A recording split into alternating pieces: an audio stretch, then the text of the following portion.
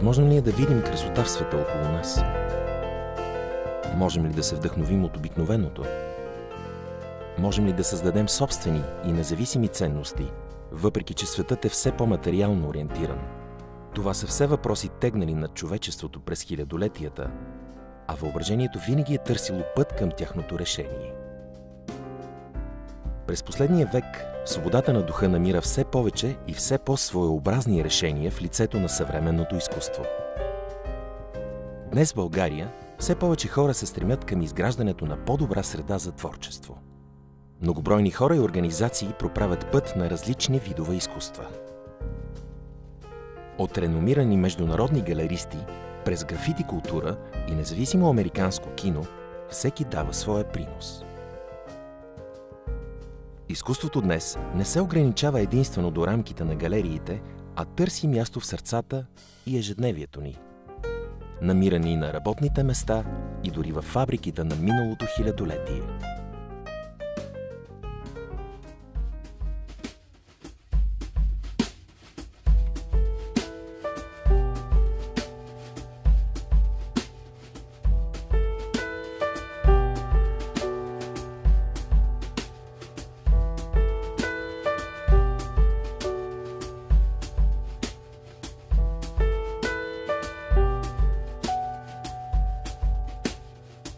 Казвам се Стефан Стоянов и съм куратор на изложбата на Шанън Плъм.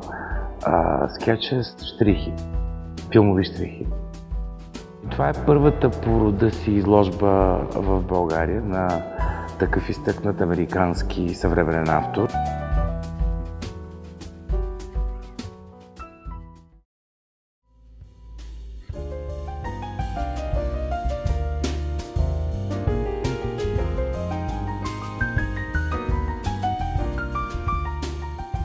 Шанън Плъм е първия американски автор, който ние показахме в България с подкрепата на Фондация Съвременно изкуство, както и Фондация И аз мога. Идеята беше да се покаже това, което се случва в момента в съвременното изкуство в световен мащаб. Успяхме да създадем интересна ситуация в България, на обмен на идеи между авторите от региона и тези, които идват като предвестници на бъдещето.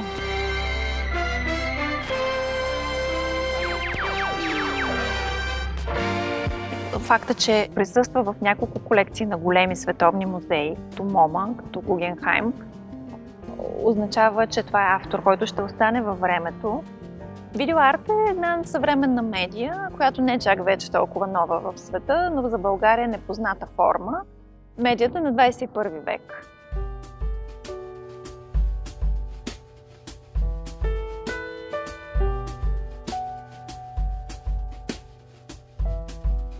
So, hi, my name is Shannon Plum.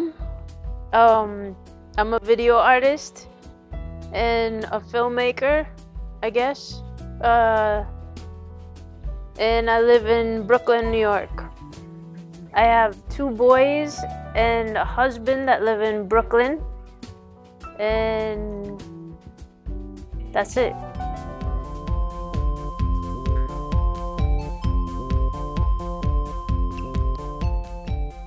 My process is different than most filmmakers because I didn't study. I put the camera on a tripod and ran around and performed in front of it.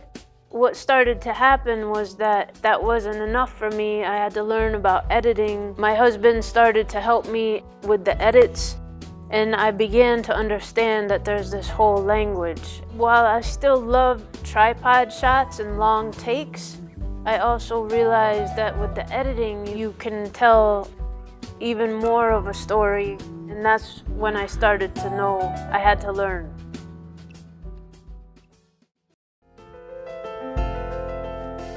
Първата ретроспективна изложба на Шанън Плъм «Щрихи от филми» представи на българската аудитория един съвсем нов поглед.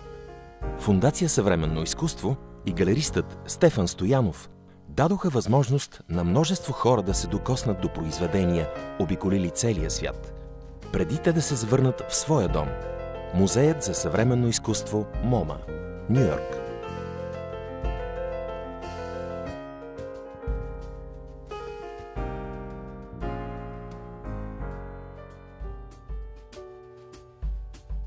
много години търся партньори в България, за да представя съвременно изкуство, съвременно авангардно изкуство. И последната година срещнах бизнес галерист от България, Десислава Монева, с която решихме да обединим силите си и наистина да се фокусираме на нещо по-сериозно, по-глобално за самата страна. Нещо, което може да промени плачевното статукво на съвременното изкуство в България.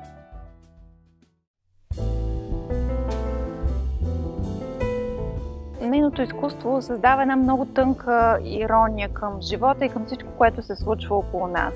Основният фокус е иронията. Започнахме с една такава метафора. Изкуството е всъщност отражение на обществата.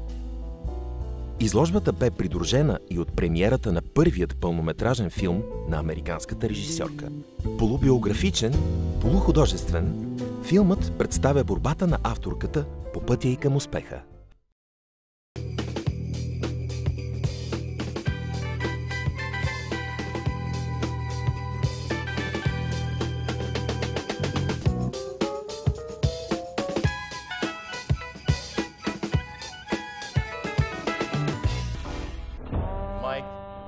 Tyson? Yeah. All right. Let's see you ho, ho, ho. Right now? Yeah. Okay. Ho, ho, ho. That's it? That has to be the sorriest ho, ho, ho I have ever heard in this office. Oh, man. Can I hear it again? Do it again. No.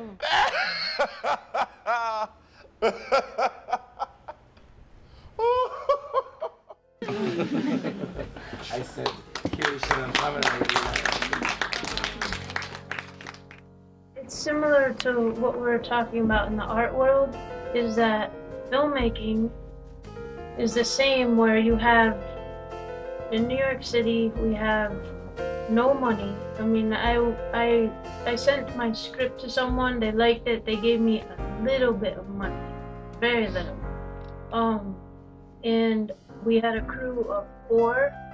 They worked with such little pay, like every day for 6 months.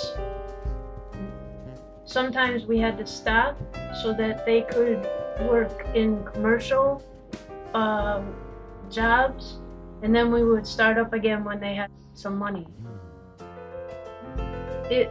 It's hard, and the crew was amazing. That's the secret. The crew, they worked hard, they worked for nothing, and they just believed in what they were doing. I mean, I'm so grateful.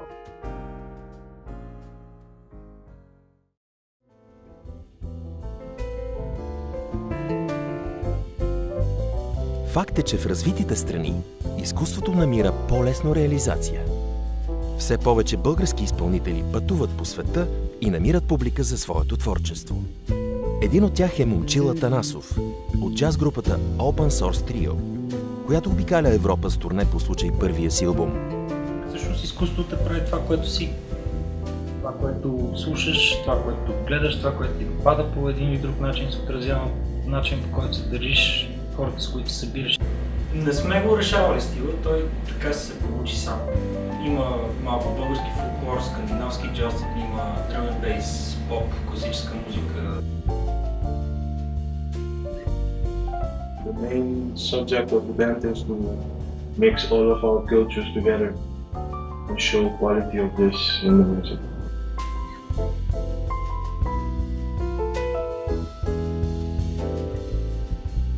I don't think an artist would really be stopped by financial issue. If you really want to express something, you're anyway going to do it.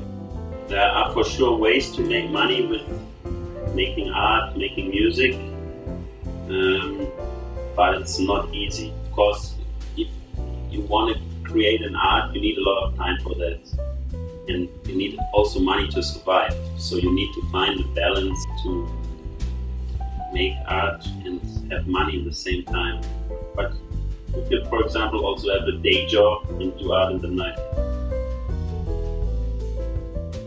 the audience of contemporary music is that of art, totally.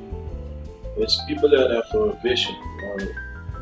They look more than just to the blue skies. They look to the stars.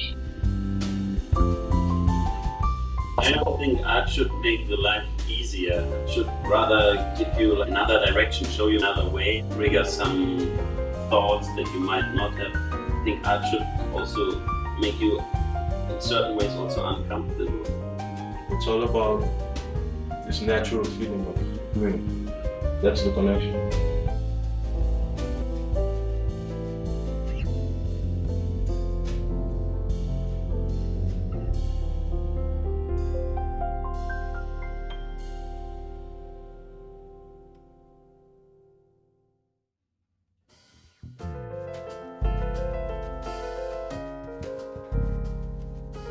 Уличната култура е изградила своя цветна алтернатива за борбата с сивотата. Липсата на архитектурна естетика в градската среда се компенсира с поезията на Валери Петров. Графитите носят със себе си бунтарския дух на съвременното изкуство. За тях класическите галерии и арт-пространства не са единственото място за предаване на едно послание. Всяка стена може да бъде пано, а на всяка улица може да има изложба. Не табелката на вратата и дипломата на стената правят изкуството на един артист. Творците са скрити зад всякакви професии, за да си осигурят възможността през нощта да създават това, което им идва отвътре.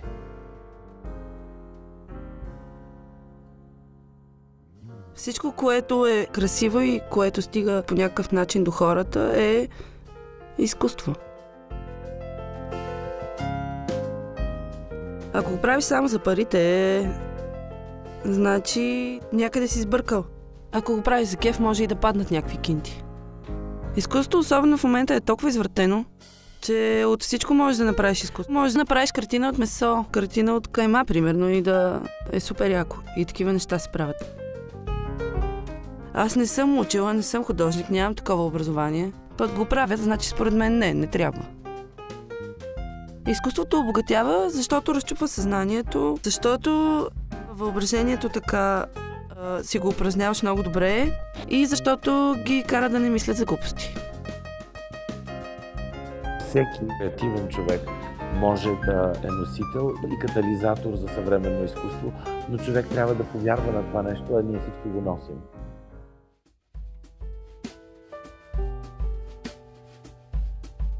В столицата предприемаческия и артистичен дух дават живот на независими проекти като Зона Култура, чиято цел е метаморфозата на старата индустриална зона на София в квартал за култура и изкуства.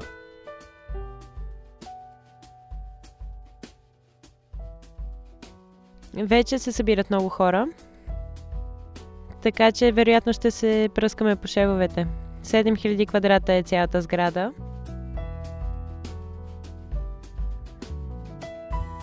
Изкуството не излиза достатъчно на улицата сред хората. Изкуството трябва да бъде преживяно и усетено от всички. София има много голям ресурс. Не е нужно да търсим, да градим нови пространства. Вече има налични такива и те са супер подходящи за излагане на изкуство. Доста интересни са като атмосфера.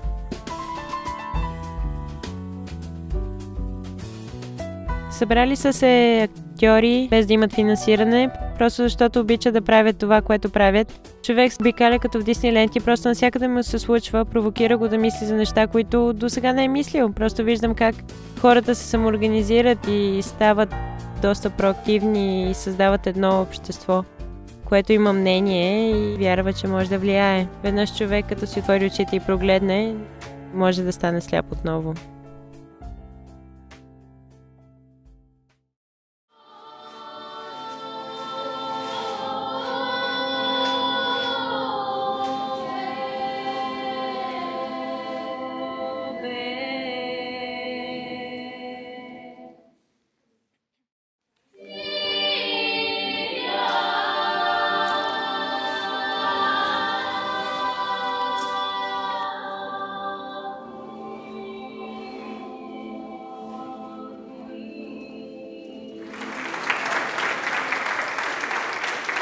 Смятам, че е много важно да намираме варианти за осъществяване на различни културни проекти в градска среда. Нова публика намират и утвърдените автори от кръга XXL в атриума на офисите на Сердика център. Много се радваме, че лека по лека това пространство придобива все по-артистичен и така завършен вид, има смисъл.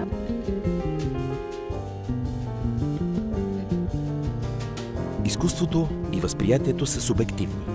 Обществото и днес, и в миналото е гледало на творците като на луди, борещи се с вятърни мелници за реализацията на идеи, които звучат авангардно, странно и дори забранено. Въпреки това, точно реализацията на тези идеи ни грабва, давайки ни нова гледна точка върху живота.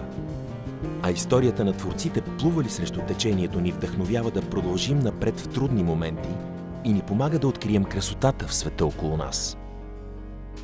Известна е сентенцията на Жан Пол, че изкуството не е хляба, а виното на живота. Важното е да сме жадни и да не спираме да го правим.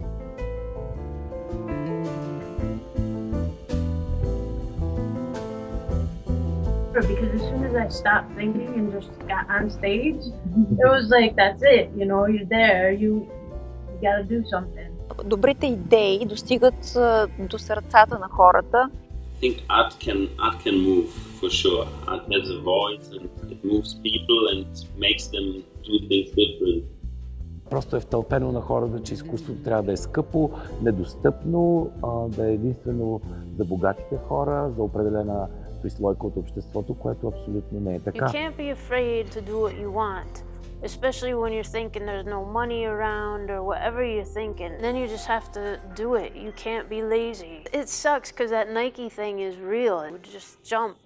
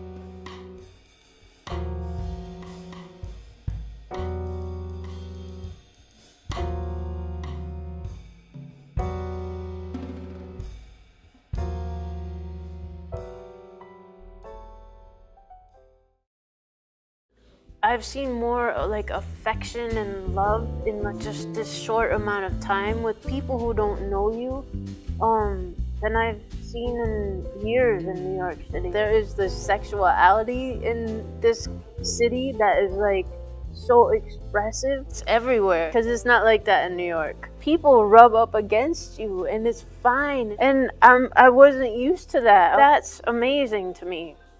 I mean, that's good.